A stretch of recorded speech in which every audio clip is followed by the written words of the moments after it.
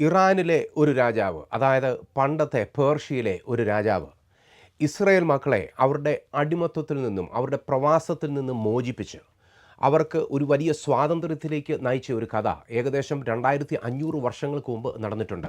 ഇന്ന് ഇറാനും ഇസ്രയേലും തമ്മിൽ വളരെ വലിയ യുദ്ധം നടന്നുകൊണ്ടിരിക്കുകയാണ്. ആരെ ആദ്യം തകർക്കും എന്നുള്ള വാശിയോടുകൂടെ ആരും രണ്ടു പേരും ഒരു വിട്ടുവീഴ്ചയ്ക്കും തയ്യാറാകാതെ വളരെ ശക്തമായ മുറിവ് ഏൽപ്പിച്ചുകൊണ്ടിരിക്കുകയാണ്. എന്നാൽ 2500 വർഷങ്ങൾക്ക് മുമ്പ് ഒരു ഇറാൻ രാജാവ്, അല്ലെങ്കിൽ അന്ന് ഇറാൻ എന്നുള്ളതല്ലായിരുന്നു ആ ഒരു ദേശത്തിൻ്റെ പേര്, അവിടുത്തെ ആ ദേശത്തിൻ്റെ പേര് പേർഷ്യ എന്നുള്ളതായിരുന്നു.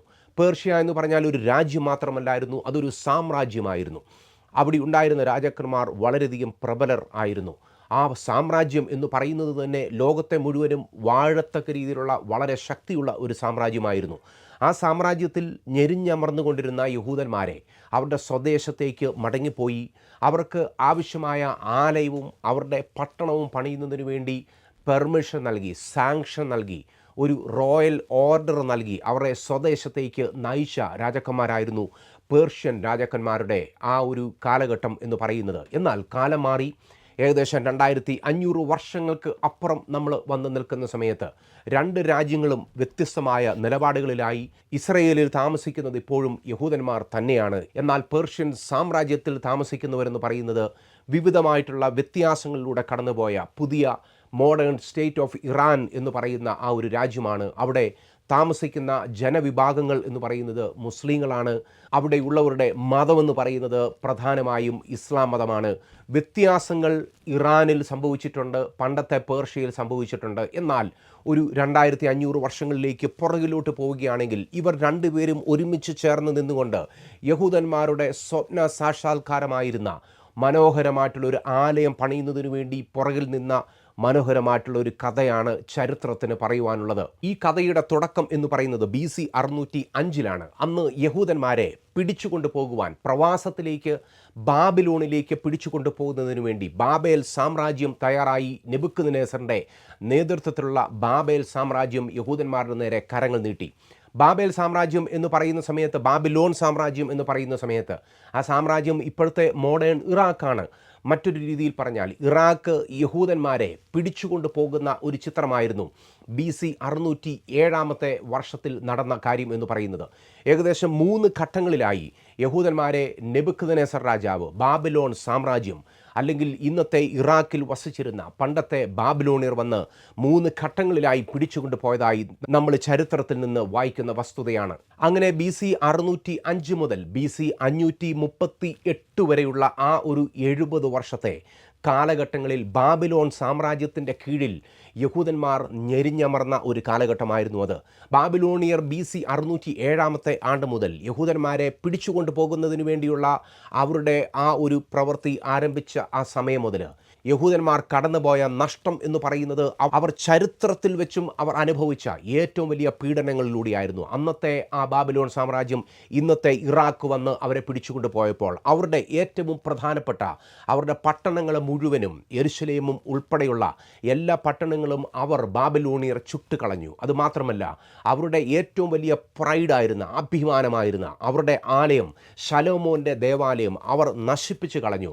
ശലോമോൻ്റെ ദേവാലയം നശിപ്പിക്കുക മാത്രമല്ല, അവിടെയുണ്ടായിരുന്ന മതിലുകളെല്ലാം ഇടിച്ചു കളഞ്ഞു.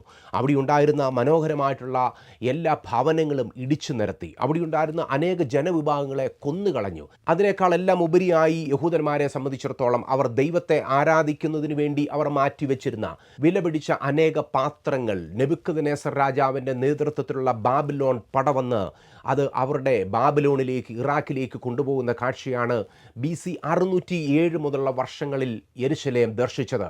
അവരുടെ പട്ടണങ്ങളും അവരുടെ ആലയവും മതിലുകളും എല്ലാം നഷ്ടപ്പെട്ട ഒരു ജനവിഭാഗമായി യഹൂദർ തീർന്നു. അനേക ആയിരങ്ങളാണ് അന്ന് കൊല ചെയ്യപ്പെട്ടത്.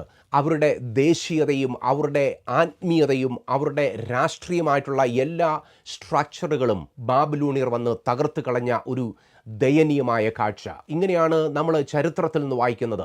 ബാബിലോണിയർ ഇസ്രയേലിയരെ നശിപ്പിക്കുവാൻ വേണ്ടി തുടങ്ങിയ ആ സമയം മുതൽ ഏകദേശം ഇസ്രയേലിയർ എന്ന് പറയുന്ന, യഹൂദന്മാർ എന്ന് പറയുന്നവർ 10% മാത്രമായി ചുരുങ്ങി എന്നുള്ളതാണ്. ഏകദേശം 90% ജനവിഭാഗത്തെയും അവർ കൊന്നൊടുക്കിയിരുന്നു. കഴിവുണ്ടായിരുന്നവരെയെല്ലാം ചങ്ങലയിട്ടുകൊണ്ട് ഇസ്രയേലിൽ നിന്ന് യഹൂദന്മാരായിട്ടുള്ളവരെ ബാബിലോണിലേക്ക് പിടിച്ചുകൊണ്ടുപോയി. അങ്ങനെ ബാബിലോൺ സാമ്രാജ്യത്തിൻ്റെ കീഴിൽ BC 607 മുതൽ BC 538 വരെയുള്ള 70 വർഷം യഹൂദന്മാർ കണ്ണുനീര് കുടിച്ചു. എന്നാൽ 70 വർഷത്തിന് ശേഷം യിരെമ്യാ പ്രവാചകൻ പറഞ്ഞതുപോലെ ദാനിയേൽ പ്രവാചകൻ്റെയൊക്കെ കാലഘട്ടത്തിൽ സംഭവിച്ച കാര്യം എന്ന് പറയുന്നത് യഹൂദന്മാർക്ക് അവരുടെ സ്വദേശത്തേക്ക് തിരികെ പോകുവാൻ അത്ഭുതകരമായ ഒരു വിടുതലിൻ്റെ ഒരു പ്രവൃത്തി നടന്നു. അതിന് മുഖാന്തരമായത് ബാബിലോൺ സാമ്രാജ്യത്തെ, അല്ലെങ്കിൽ ഇപ്പോഴത്തെ ഇറാഖിൽ ഉണ്ടായിരുന്ന അന്നത്തെ ബാബിലോൺ സാമ്രാജ്യത്തെ ഇപ്പോഴത്തെ ഇറാനിലുണ്ടായിരുന്ന പേർഷ്യൻ സാമ്രാജ്യം കീഴടക്കിയതോടുകൂടിയാണ്.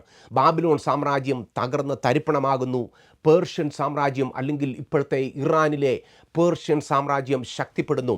പേർഷ്യൻ രാജാവായ പിടിച്ചടക്കുന്ന സമയത്ത്, ബാബിലോണിനെ പിടിച്ചടക്കുന്ന സമയത്ത് നിയമിതനായ ആദ്യത്തെ പേർഷ്യൻ രാജാവായ കോരശ് ഒരു വലിയ പ്രഖ്യാപനം നടത്തുകയാണ്. നമ്മളുടെ ഈ ഒരു സാമ്രാജ്യത്ത് നമ്മുടെ ഭരണത്തിൻ്റെ കീഴിൽ ഞെരിഞ്ഞമരുന്ന ഒരു കൂട്ടം ജനവിഭാഗം ഇവിടെ കിടക്കുന്നുവെന്ന് മനസ്സിലാക്കുന്നു. അവരെ തുറന്നുവിടണം, അവരെ അവരുടെ സ്വദേശത്തേക്ക് മടക്കിക്കൊണ്ട് പോകണം എന്നുള്ളൊരു വലിയ ആജ്ഞയിൽ പേർഷ്യൻ രാജാവായ കോരശ് അഥവാ സൈറസ് ഒപ്പിടുകയാണ്. അങ്ങനെ ഇസ്രയേൽ മക്കൾ ഘട്ടം ഘട്ടമായി അവരുടെ സ്വദേശത്തേക്ക് അവർ യാത്രയാവുകയാണ്.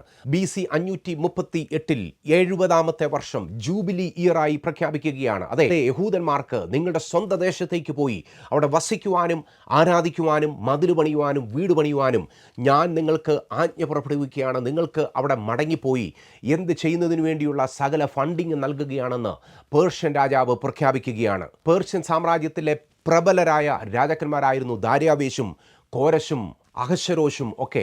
ആ പേർഷ്യൻ സാമ്രാജ്യത്തിൻ്റെ രാജധാനിയായിരുന്ന ശൂഷൻ രാജധാനിയിൽ വെച്ച് യഹൂദന്മാർ എത്രയോ ദർശനങ്ങളെ കണ്ടിട്ടുണ്ട്.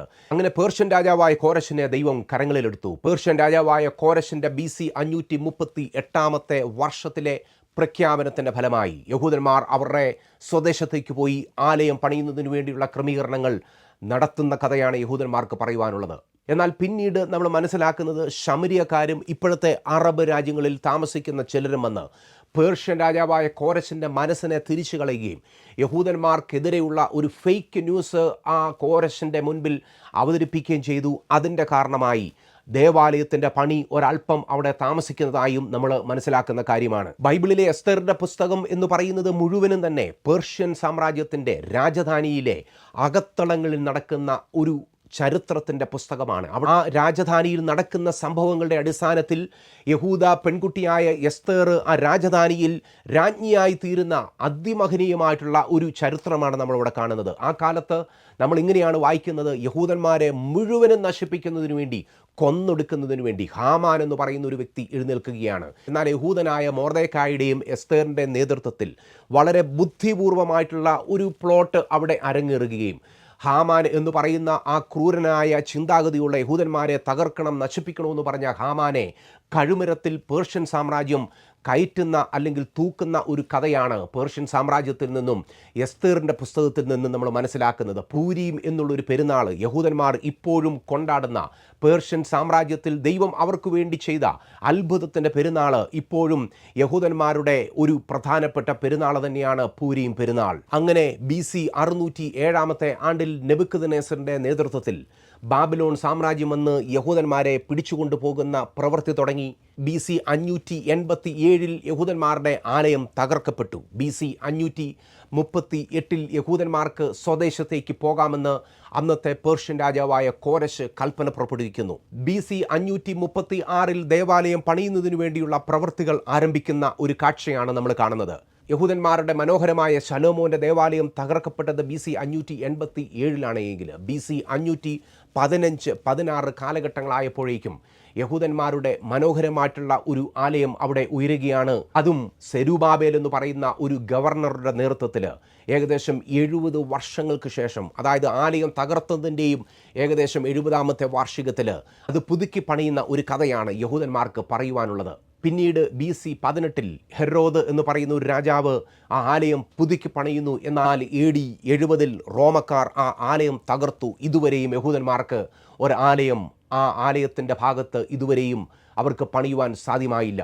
ഞാൻ ചിന്തിക്കായിരുന്നു ഏകദേശം 2500 വർഷങ്ങൾക്ക് മുമ്പ് യഹൂദന്മാർക്ക് ഒരു ആലയം ഇല്ലാതിരുന്ന സമയത്ത്, ഏകദേശം ഇപ്പോൾ യഹൂദന്മാർ ഫേസ് ചെയ്യുന്ന അതേ ബുദ്ധിമുട്ടിൻ്റെ ഒരു അനുഭവത്തിൽ യഹൂദന്മാർ നിന്നിരുന്ന സമയത്ത്, അന്ന് അവർക്ക് സ്വദേശമില്ലായിരുന്നു. അവരുടെ സ്വദേശത്തേക്ക് അവർക്ക് പോകുവാനുള്ള അനുവാദമില്ലായിരുന്നു. അവിടെ മുഴുവനും കത്തിച്ചാമ്പലാക്കപ്പെട്ട ഒരു അവസ്ഥയിലായിരുന്നു. എന്നാൽ പേർഷ്യൻ സാമ്രാജ്യം അവരോട് കരുണ തോന്നി അവരെ അവരുടെ സ്വദേശത്തേക്ക് അയച്ചു.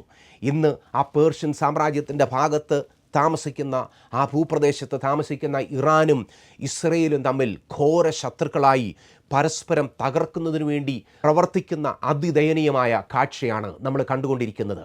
എന്നാൽ കാലം മാറി പ്രവചനങ്ങളുടെ അടിസ്ഥാനത്തിൽ സംഭവങ്ങൾ നടക്കേണ്ടതായിട്ടുണ്ട്. യഹൂദന്മാരുടെ വിശുദ്ധമായിട്ടുള്ള ഒരു ആഴ്ചയിലൂടെയാണ് അവർ കടന്നു പോകുന്നത്. അവരുടെ പെസഹായിലൂടെ അവർ കടന്നു പോകുന്ന ഈ ആഴ്ചയിലും വളരെ ശക്തമായ ബോംബിങ്ങും ആക്രമണങ്ങളും ഇരു രാജ്യങ്ങളിലും നടന്നുകൊണ്ടിരിക്കുകയാണ്. അതിദയനീയമാണ് ഈ കാഴ്ച. ഇത് എങ്ങനെ അവസാനിക്കും, ഇത് എവിടെ ചെന്ന് നിൽക്കും എന്ന് നമുക്ക് ഇപ്പോഴത്തെ രാഷ്ട്രീയ സൈനിക നീക്കങ്ങളുടെ പുറകിലൂടെ നമുക്കതിനെ വിലയിരുത്തുവാൻ സാധ്യമാവുകയില്ല. എന്നാൽ ഒരു കാര്യം സത്യമാണ്. യെഹെസ്കേൽ പ്രവാചകന്റെ പുസ്തകം 38-ാമത്തെ അധ്യായത്തിൽ പറയുന്നത് പോലെ റഷ്യയുടെ നേതൃത്വത്തിൽ ഇറാനും തുർക്കിയും സിറിയ ഉൾപ്പെടെയുള്ള രാജ്യങ്ങൾ ഇസ്രായേലിലേക്ക് വരുന്ന ഒരു കാഴ്ച നമ്മൾ കാണുകയാണ്. ഇപ്പോൾ നമ്മുടെ മുൻപിൽ നടക്കുന്ന യുദ്ധം അത് അവസാനിക്കുക തന്നെ ചെയ്യും. അതിന് എപ്പോൾ അവസാനിക്കുമെന്ന് കാലക്രമം പറയുവാൻ പറ്റിയില്ല എങ്കിലും തീർച്ചയായിട്ടും അന്ത്യകാലത്തേക്കുള്ള വലിയ സംഭവങ്ങൾ നടക്കുന്നതിനു വേണ്ടിയുള്ള ഒരു വലിയ അരങ്ങ് ഇവിടെ സൃഷ്ടിക്കപ്പെട്ടിരിക്കുകയാണ്. ഇറാൻ തീർച്ചയായിട്ടും ഇസ്രയേലിനുള്ള യുദ്ധം അവസാനിപ്പിക്കും. അമേരിക്ക തീർച്ചയായിട്ടും പിന്മാറിയേ മതിയാവുകയുള്ളൂ. ഇതൊരു മൂന്നാം ലോക മഹായുദ്ധത്തിലേക്ക് പോവുകയില്ല. മൂന്നാം ലോക മഹായുദ്ധം എന്ന് പറയുന്നത് യെഹെസ്കേൽ പ്രവാചകന്റെ പുസ്തകം 38-ാമത്തെ അധ്യായത്തിൽ കാണുന്ന യുദ്ധമാണ്. അത് മുൻകൈയെടുക്കുന്നത് ഇസ്രയേലല്ല. ആ യുദ്ധത്തിന് വേണ്ടി മുൻകൈയെടുക്കുന്നത് റഷ്യയാണ്. റഷ്യയുടെ നേതൃത്വത്തിൽ ഇറാൻ തന്നെയായിരിക്കും ആ യുദ്ധത്തിൻ്റെ മുൻപിൽ നിൽക്കുന്ന ആ രാജ്യങ്ങളുടെ പട്ടികയിലുള്ളത് എന്ന് നമ്മൾ മനസ്സിലാക്കുന്നു. ഇപ്പോൾ നടക്കുന്ന യുദ്ധം എന്ന് പറയുന്നത് വരുവാനുള്ള അന്ത്യകാല യുദ്ധത്തിലേക്കുള്ള വിരൽ ചൂണ്ടുന്ന യുദ്ധം മാത്രമാണ്. എന്നാൽ ഇപ്പോൾ ഉള്ളതും നടന്നേ മതിയാവുകയുള്ളൂ. ചരിത്രത്തിലെ സംഭവങ്ങൾ ഒന്നും ആരും ഓർത്തെടുക്കുകയില്ല. ദയ കാണിച്ചതും മനസാക്ഷിയോടുകൂടെ പെരുമാറിയതും ഒന്നും ആരും മനസ്സിലാകുകയില്ല. ഇപ്പോൾ എല്ലാവരും പരസ്പരം തകർക്കുന്നതിൻ്റെയും മുടിക്കുന്നതിൻ്റെയും തിരക്കിലാണ്. അവർ അവരുടെ പ്രവൃത്തി തുടരട്ടെ. എന്നാൽ ദൈവത്തിൻ്റെ പ്രവചനങ്ങളുടെ അടിസ്ഥാനത്തിൽ അന്ത്യകാല സംഭവങ്ങളുടെ വെളിച്ചത്തിൽ സംഭവങ്ങൾ വ്യത്യസ്തമായിട്ടായിരിക്കും സംഭവിക്കുന്നത്. എന്നാൽ ഇത് മുഴുവനും നിയന്ത്രിക്കുന്നൊരു ദൈവത്തിൻ്റെ പദ്ധതി ഈ ഭൂമിയിൽ വെളിപ്പെടുവാനായി പോവുകയാണ്. ആ പദ്ധതി എന്ന് പറയുന്നത് ദൈവത്തിൻ്റെ സ്വന്തം പുത്രനായ യേശു ക്രിസ്തു ഈ ഭൂമിയിൽ തൻ്റെ രാജ്യം സ്ഥാപിക്കുന്നതിനു വേണ്ടി വരുന്നു എന്നുള്ളതാണ്. യേശു തൻ്റെ രാജ്യം സ്ഥാപിക്കുവാനായി വരുന്ന സമയത്ത് അത് ഇറാനിലുള്ളവർക്കോ യഹൂദന്മാർക്കോ അല്ലെങ്കിൽ ആ അറബികളായിട്ടുള്ളവർക്കോ ഈ ഭൂമിയിലുള്ള ഏതെങ്കിലും ഒരു ജനവിഭാഗത്തിനു വേണ്ടി മാത്രമല്ല. യേശു ക്രിസ്തുവിൻ്റെ മരണ പുനരുദ്ധാനങ്ങളിൽ വിശ്വസിക്കുന്ന ഏവർക്കും, യേശു ക്രിസ്തുവിനെ രക്ഷകനായി സ്വീകരിക്കുന്ന ഏവർക്കും ആ രാജ്യത്തിൽ പങ്കാളികളാകുന്നതിനുള്ള അവസരമാണ്, കൃപയുടെ അവസരമാണ് നമ്മുടെ മുൻപിൽ തുറന്ന് പ്രദർശിപ്പിക്കപ്പെട്ടിരിക്കുന്നത്. ആകയാൽ ഇത് നമ്മളുടെ ഊഴമാണ്. നാം ദൈവവുമായി സമാധാനപ്പെടുന്നതിനു വേണ്ടി ദൈവത്തിൻ്റെ ആലയം നമ്മുടെ ഹൃദയത്തിൽ സൃഷ്ടിക്കുവാനും നിർമ്മിക്കുവാനും ആഗ്രഹിക്കുന്നു. ദൈവത്തിൻ്റെ ആത്മാവ് വസിക്കുന്ന ആലയമായി നമ്മുടെ ശരീരത്തെ തീർക്കുവാൻ ദൈവം ആഗ്രഹിക്കുന്നു. അത് നടക്കണമെന്നുണ്ടെങ്കിൽ നാം നമ്മുടെ പാപവഴികളെ വിട്ട് യേശു ക്രിസ്തുവിൻ്റെ രക്തത്താൽ കഴുകൽ പ്രാപിച്ച് യേശു ക്രിസ്തുവിലൂടെ ദൈവത്തോട് നിരപ്പ് പ്രാപിക്കേണ്ടതായിട്ടുണ്ട്. വളരെ പ്രധാനപ്പെട്ട ഒരു ചോദ്യം. യേശുവിനെ സ്വന്തം രക്ഷകനായി സ്വീകരിക്കുവാൻ നിങ്ങളുടെ ജീവിതകാലത്തിൽ ഒരിക്കലെങ്കിലും ഒരു അവസരമുണ്ടായിട്ടുണ്ടോ?